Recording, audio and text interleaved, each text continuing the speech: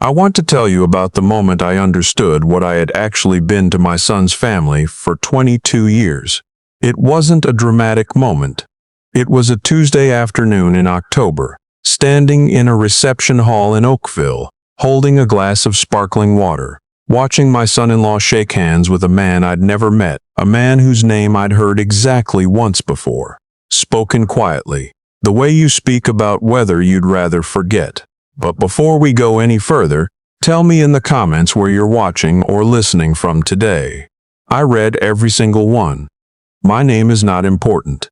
What's important is that I was 63 years old that Tuesday, wearing the navy blazer I'd bought for my daughter's law school graduation 6 years earlier, and I was standing alone near a table of canapés I hadn't touched, because I'd just been told very gently, very kindly, that the speech I'd prepared wasn't going to be needed after all.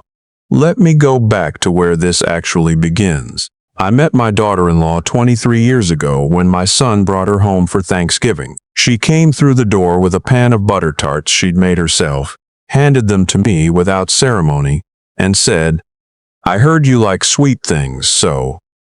That was it. No nervousness. No performance. She just handed me the tarts and took off her boots and walked into my kitchen like she'd been coming there for years. I liked her immediately. She had a boy, 4 years old, gap-toothed, with the kind of energy that makes furniture seem dangerous. My grandson, not by blood, but the word felt right from the start. His biological father had been gone since before the boy could walk. My son never asked me how I felt about taking that on. He didn't need to. That's how we were with each other, my son and I. We understood things without announcing them. My wife had passed 3 years earlier. Ovarian cancer, 14 months from diagnosis to the end. After she died, I rattled around our house in Burlington, doing the things widowers do. I refinished the deck. I learned to make her chicken soup from the recipe card she kept tucked under the bread box. I drove to my son's place every Sunday because Sunday was the hardest day, and he knew it, and he never made me feel like a burden for showing up. When the boy, I'll call him by the name he eventually asked me to use, which was just Granddad, though technically I was his grandfather, a word that always felt like a wrong-sized shirt. When he started school, I drove him twice a week because my daughter-in-law's shift at St. Joseph started at 7 and the bus didn't come until 8. I sat in the pickup line with the other grandparents and the young mothers and I waited. I went to his hockey games at the rink in Appleby. I sat in the cold stands with a thermos of coffee and cheered when he fell down because in minor hockey you cheer when they fall down and get back up. That's the whole point. He called me Granddad from about age 6 onward. Not Papa, not Grandpa, not Gerald. Granddad. Firm and specific, the way kids choose things. I never asked him to. He just decided. His biological father lived somewhere in the Vancouver area. He surfaced occasionally. Birthday cards that arrived 2 weeks late, sometimes 3.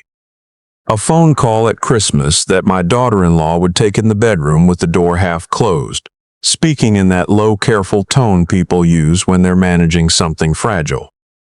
He had not paid support, not reliably. I know because I once, only once, overheard my son saying to my daughter-in-law, "Just let it go, we don't need it." And she said, "I know, but it's the principle." And my son said, "We have your father-in-law." And they both went quiet in the way people go quiet when they've said something that's true but also a little sad. I was the principal. I didn't mind. I want to be clear about that. I didn't mind. My wife and I had talked in the last weeks before she died about what kind of man I'd be afterward. She said, "Don't fold up. Don't become one of those men who just waits." So I didn't fold up. I showed up for Sunday dinners. I fixed the furnace when it went out in February. I co-signed the car loan when my son's credit was thin from the 2 years he'd spent getting his electrician's ticket. I helped with the down payment on the house in Hamilton, $40,000 from my RRSP, money I'd spent 30 years building, and I gave it without hesitation because they were young and the market was moving and it was the right thing to do. I didn't keep a list. That's not what family does. The boy grew up. He became a young man, and then he became a man, and then last spring he got engaged to a woman I'll call his fiancée, because what matters isn't her name but what happened at their wedding. The engagement was announced at Sunday dinner. There were tears.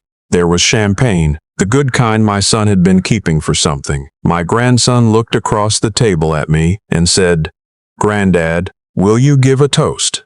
And I said yes. Of course I said yes. I spent 4 months thinking about what I would say. I'm not a natural public speaker. I spent 31 years as a structural engineer for a firm in Mississauga. I am comfortable with load calculations and building codes. I am not comfortable with microphones. But this was my grandson's wedding, so I wrote and rewrote and wrote again. 3 pages, double-spaced. I read it to the dog. I timed it at 4 minutes and 20 seconds. I memorized most of it. The wedding was in October at a venue in Oakville, one of those converted estates with a long gravel driveway and maple trees turning gold along the fence line. It was the kind of afternoon that makes Ontario look like it was designed. I wore the navy blazer. My son had offered to buy me something new, but I said the blazer was fine. It had served me well before. We arrived 2 hours early because I wanted to be useful. I helped move chairs. I signed for a delivery of flowers that arrived before the florist's assistant did. I carried things and arranged things and tried not to think too hard about the speech in my inside pocket. An hour before the ceremony, my daughter-in-law found me near the coat room. She had that look on her face I'd seen a few times before. Careful, slightly sideways, the way people look when they're about to say something they've been rehearsing. She touched my arm. "Dad," she said. She'd called me Dad for about 15 years. "I need to tell you something and I want you to hear it right." I said, "Of course." She said that her ex, the biological father, the man from Vancouver, had reached out. 2 weeks ago, he wanted to come to the wedding. Her son had said yes. She said her son had wanted to give him a chance. "You know how he is," she said. "He wanted to try." She paused. He asked his biological dad to give the speech. I stood there for a moment. She kept talking. She said she was sorry. She said it wasn't her decision, that it was her son's day and she was trying to respect that. She said, "You know how much you mean to this family." She said my name the way people say things they mean, but that aren't quite enough. I said, "Of course, whatever he wants. It's his day." She hugged me. She held on for a second longer than usual. Then she went back to the preparations and I stood there in the coat room with 3 pages of speech in my pocket and the maple trees going gold outside the window. I didn't leave. I want to be clear about that too. I stayed. I sat in the 3rd row on the groom's side and I watched my grandson get married. He was nervous and happy and kept turning to look for faces he knew, and when he found mine, he smiled. That full open smile he'd had since he was 6 years old, falling down on the ice and getting back up again. The biological father sat in the front row, on the other side of the aisle. He was a tall man, well-dressed, the kind of gray at the temples that looks distinguished rather than tired. He'd flown in from ZC. He seemed comfortable in the venue, at ease in the way that people are at ease when they haven't been carrying anything. During the reception, he gave his speech. He talked about fatherhood. He talked about his son. He used the word proud 4 times. He made a joke I didn't hear clearly because I was looking at my plate. He got a warm round of applause. My son, sitting beside me, put his hand on my arm and squeezed once without looking at me. I drove home alone. My son had offered me a ride, but I said I'd taken the car. I drove the QEW back to Burlington in the dark, listening to the radio without hearing it. I pulled into my driveway and sat with the engine running for a while. Long enough that the motion sensor light on the garage came on, then went off, then came on again when I finally moved. I went inside. I sat at the kitchen table, my wife's old table, pine, the one she'd refinished herself the year before she got sick. The one where we'd done tax returns and homework and Christmas cards and 1,000 ordinary things. I put the speech on the table in front of me. I read it once. Then I folded it in thirds and held it in my hands for a while. I didn't throw it away. I put it in the drawer where I keep things I'm not ready to throw away. I didn't sleep well that night. I lay in the dark and did what you do at 63 in the middle of the night. I went over the numbers, not because I'm a cold man, but because I'm an engineer. And when things stop making sense emotionally, sometimes it helps me to make them concrete. So I counted 22 years of Sunday dinners, $40,000 from my RRSP, the down payment on a house that had since appreciated to over $1 million, $14,000 in hockey equipment, registration fees, travel tournaments, the car loan I co-signed that took 3 years to pay off, the money I'd quietly transferred when the furnace failed, when the roof needed patching, when my son had that slow year after the company he worked for downsized. I'd never asked for any of it back. It was family money. That's what it was. The man from Vancouver had contributed a speech and a round of applause. I got up at 5:30. I made coffee and drank it standing at the counter because sitting at that table still felt strange. By 7 o'clock, I had made 3 decisions. The first was the easiest. I called my financial advisor at RBC when they opened at 9. I told him I wanted to review my estate documents. He asked if everything was all right. I said I was just being thorough. He made an appointment for Thursday. The second decision took me a little longer. My son and daughter-in-law had been talking for 2 years about adding a second unit to their Hamilton house, a basement apartment, to help with the mortgage, to give them some breathing room. I had offered, informally, to contribute. Nothing in writing. Just one of those conversations where you say, "When you're ready, we'll figure it out." I picked up the phone and called my son. He answered on the second ring, still half groggy from the wedding night. I told him the conversation I'd been planning to have with him about the basement unit. I wasn't ready for it anymore. Not right now. I needed some time to think about what I was building toward and for whom. He went quiet, then he said, "Dad, is this about the speech?" I said, "It's about 22 years. He didn't say anything for a moment, then he said, "I didn't know he was going to be there until 2 weeks before. I wanted to tell you, but I didn't know how. You could have just told me," I said. He said, "I know, I'm sorry, I should have." I said I needed some time. He said he understood. We stayed on the line for a moment without talking. The way we'd always been able to do, my son and I, be quiet together without it meaning nothing or meaning too much. Then I said goodbye and hung up. The third decision was mine alone. I listed the lake house, not my Burlington home.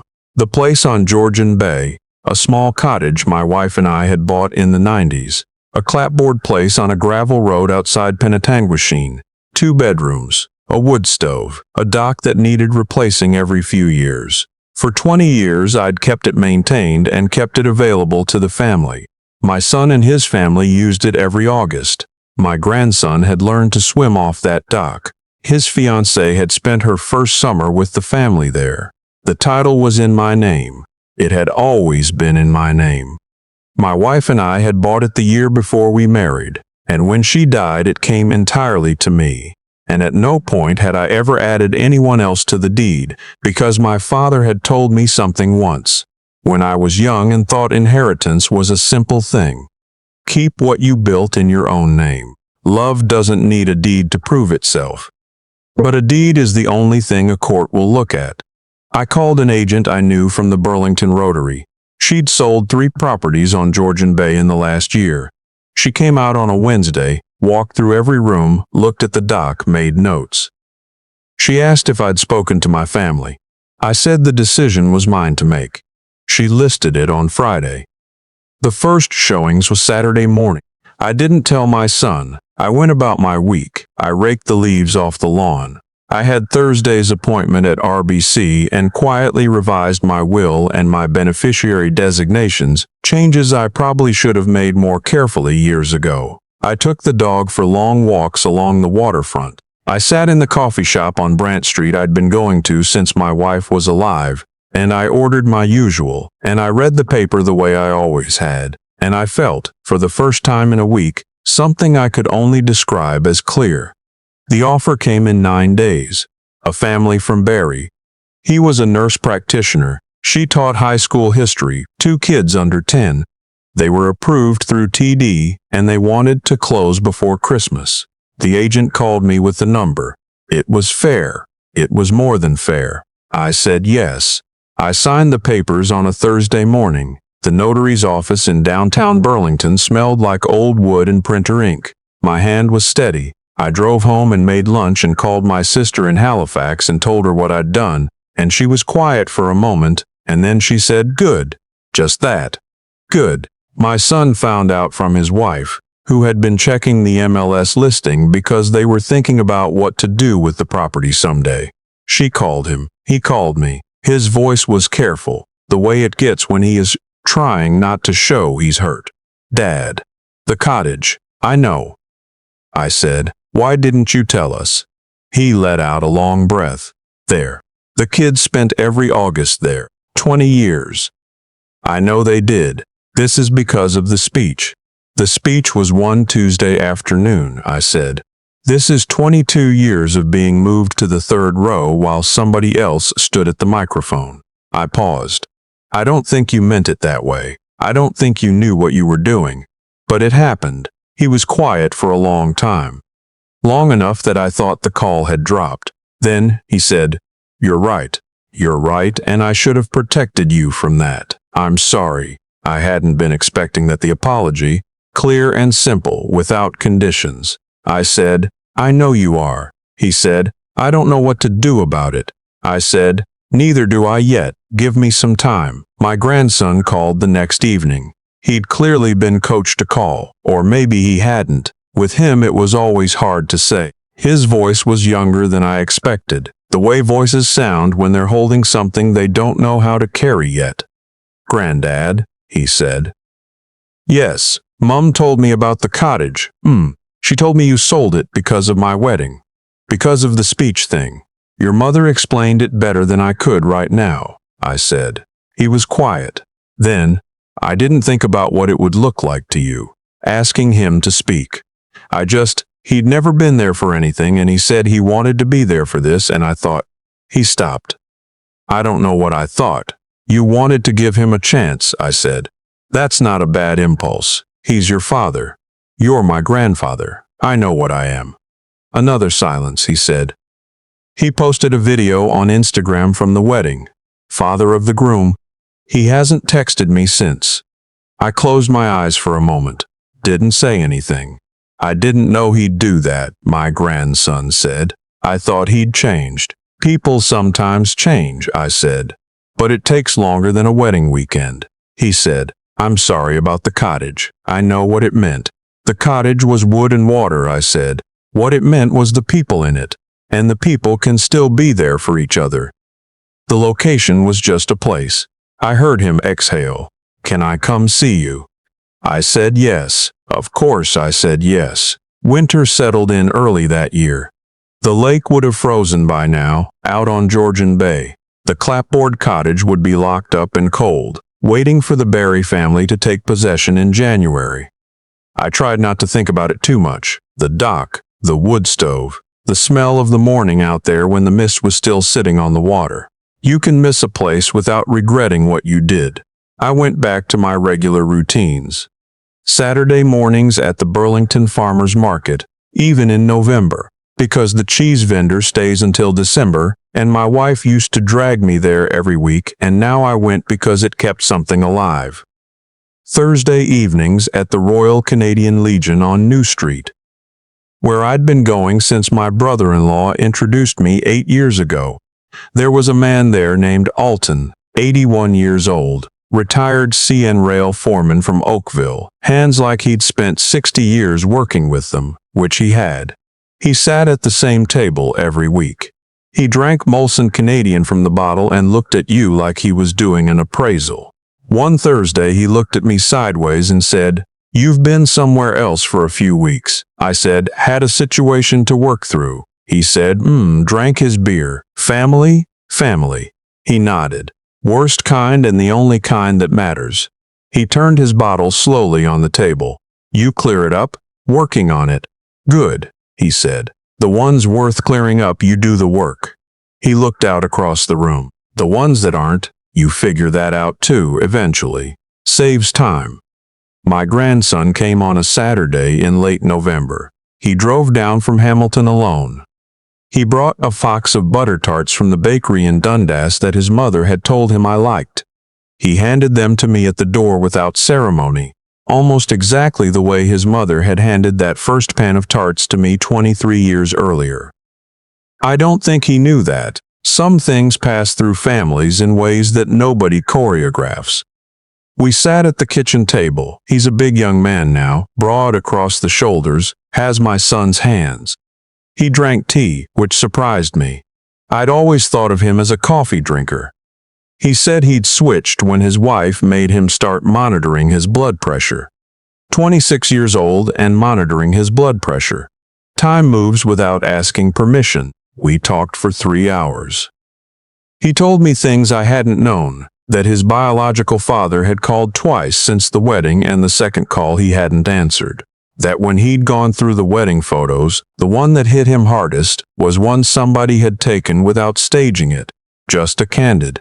Him and me standing near the bar early in the evening before the speeches, both of us looking at something across the room, both of us with the same stance, the same tilt to the shoulder.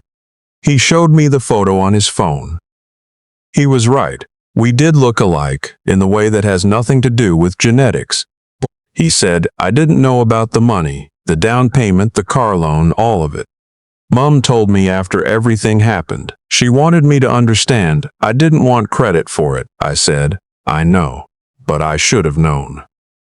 I looked at him across my wife's pine table, this young man who had been a gap-toothed 4-year-old hiding behind his mother's leg the first time I saw him, and I thought about the hockey rink and the pickup line at school, and the kitchen table where we'd done his grade 11 chemistry together because his teacher was moving too fast. I thought about what it costs to show up for 22 years, and then about what it means to sit in the third row and try to understand why. You're learning, I said. That's the main thing.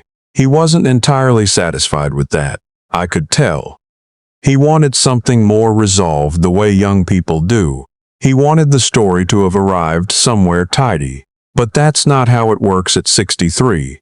The untidy endings are still endings. You learn to live with the open edges. He hugged me before he left, a real hug, the kind you know is being meant. He said he'd come back at Christmas. I said I'd make sure there was food. I stood at the door and watched him pull out of the driveway, and then I went back inside, made myself a cup of tea. I'd switched too, didn't see the point of telling him, and sat by the window in the front room where I could watch the street. These days I walk along the waterfront most mornings. The lake doesn't freeze near the shore, but you can see the ice starting out toward the middle by January, gray and tentative, like it's still deciding. I bring a thermos. I watch the light come up over the water, and I think about what Alton said. The one's worth clearing up. You do the... I started building something I'd been meaning to build for years. A proper blanket chest, red oak dovetail joints, the kind of work that takes time and asks for your full attention. I'm making it for my grandson and his wife. I haven't told them yet. And some mornings, when the light is good and the house is quiet, I think about what it actually cost me. Not the money, though the money was real, but the willingness to keep showing up year after year without ever requiring acknowledgement. Being the kind of presence that gets taken for granted precisely because it's so constant. I don't do that anymore. Not out of bitterness. Out of clarity. Here is what I needed to travel 22 years and one October wedding to understand. You cannot make yourself indispensable by being invisible. The people who saw you every Sunday, who came to every hockey game, who quietly signed every document. Eventually they will be measured against the person who arrived with the right kind of confidence and spoke for 4 minutes into a microphone. And if you have never asked to be seen, you will be surprised when you aren't. So, if you've been the one carrying the load quietly, if you've been moved to the third row of something you helped build, I hope my story offers something useful. You do not have to be bitter to be honest about what happened. You do not have to burn everything down to set a limit. And sometimes the most dignified thing you can do is simply stop holding up the weight, not in anger, but in the clear knowledge that the weight was never properly shared to begin with. That is not giving up. That is arriving finally at your own front row.